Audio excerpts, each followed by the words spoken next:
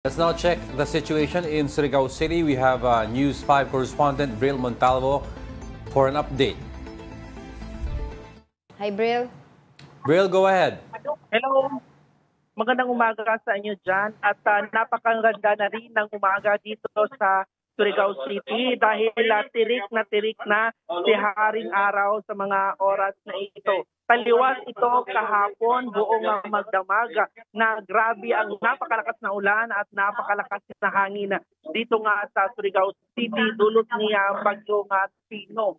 So may mga sasakyan na bagsakan ng mga nakuha na puno dahil sa malakas na hangin at meron ding mga evacuees, mga residente dito sa coastal area na agad pumunta sa mga evacuation center at namalagit doon para na rin sa kanilang kaligtasan. At ngayon nga, nandito tayo sa loob ng Surigao City Port kung saan makikita nyo dito sa aking likuran ang pila ng mga pasahero na nagbabakasakali na baka meron ng biyahe dito sa Pantalan papunta ng Siargao Island, Dinagat Island at maging doon sa Visayas, sa Maasin, Leyte at sa Cebu City. Pero nakausapan natin ang pamunuan ng Surigao City Port dito at ang sabi nila ay wala pang abiso mula sa Philippine Coast Guard kung ngayon ba ibabalik or a specific date kung kailan ibabalik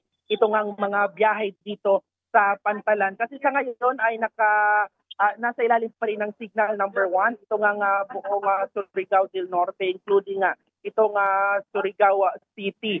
So sa ngayon walang mga biyahe pa dito. Pero itong mga pasahero dito, nagsipilahan, ay ipakita lang natin ito. Ito yung mga pasahero. Kaninang umaga, napakarami ito nila na nagsipuntahan dito. Pero ngayon, biglang kaunti na lang sila, yung iba umuwi at umuwi sa kanilang mga kamag-anak dito sa Surigao at namalagi muna doon. May iba naman dito na 3 araw na nga stranded at kanina nga may nakausap tayo na OFW na itong flight niya papuntang Hong Kong is ngayon ng November 8 pero hanggang sa ngayon nandito pa siya sa Surigao City kasi yung travel niya is from Dinagat Island to Surigao City, then Surigao City to Cebu City, Cebu City to Manila, din Manila to Hong Kong. So yung dito sa Pilipinas niya na ruta is nagpabarko. So ngayon, stranded pa siya dito. 3 araw na daw siya stranded simula pa nung November 2. So nagbabakasakali yung ibang pasahero dito na baka ngayong araw ay maibalik na sa normal ang biyahe dito sa pier. Pero ayon nga sa Coast Guard, wala pang exact date kung kailan ililive ito ng suspension ng mga pantalan dito sa Surigao City. Bril, of course, magandang balita na medyo maganda-ganda na yung panahon dyan ngayon, mabilis makaka-recover ating mga kababayan. But the question here now is ilan ba yung mga pamilya na naging apektado nga nitong bagyo na to? Nasaan sila ngayon? Nasa evacuation centers pa ba sila?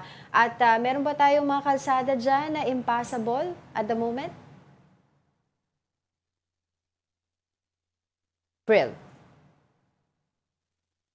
Yes, Angela, alam mo, speaking of yun nga sa tanong mo na mga evacuees o ilan bang pamilya, nakausap nga natin yung Provincial Disaster Reduction Management Office dito nga sa Surigao del Norte at ang sabi nila nasa 1 million individual or nasa 500 to 800 families ang affected dito sa buong probinsya ng Surigao del Norte. Ito nga sa bagyong Tino. At ngayon ay yung mga evacuees ay unti-unti na silang umuwi, isa na silang nagsiuwian sa kanilang mga bahay kasi nga gumaganda na ang panahon dito sa Surigao del Norte at specific dito din sa Surigao City at mainit na yung panahon at meron din mga ibang mga evacuees na nananatili pa doon sa mga evacuation center at nabigyan naman sila ng paunang tulong kagaya ng mga food packs simula pa kahapon ng lokal na pamahalaan at maging ng provincial government dito nga sa Surigao del Norte. At doon naman if I don't mistaken yung pangalawang tanong mo kasi medyo mahina yung signal dito, ito nga sa mga daan all roads here sa Surigao del Norte ay passable naman at wala namang masyadong baha dito sa nasabing probinsya, and specifically dito sa Surigao City wala ding baha, pero merong mga pagbaha, mataas na pagbaha sa kalapit na probinsya dito, itong ang Agusan del Norte na kahapon, grabe nagmistulang ilog ito nga National Highway sa ilang bayan sa Agusan del Norte, partikular dyan sa bayan ng Tubay, kasi nga grabe yung flood yung baha doon. May mga stranded na mga pasahero ng bus at may Brill? Brill?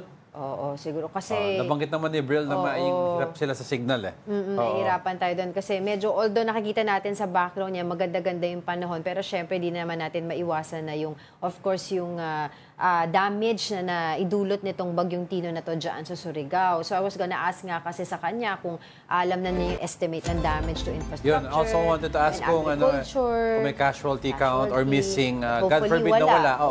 But of course, we wanted updates on that. But in the meantime, thank you for that update. That was News 5 correspondent Brill Montalvo.